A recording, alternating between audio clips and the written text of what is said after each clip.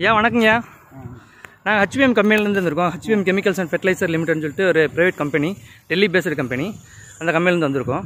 So இது வந்து இந்த நெல் பயிருக்கு வந்து 24 கேரட்ன்ற ஒரு டானிக்கு.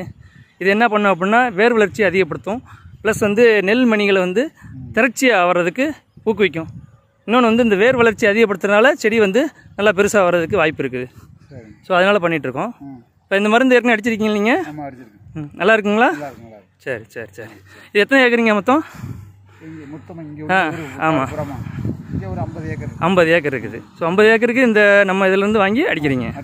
நல்லா ரிசல்ட் நல்லா இருக்குது. சரிங்க சரிங்க. ஒரு நிமிஷம் அப்படியே இருங்க.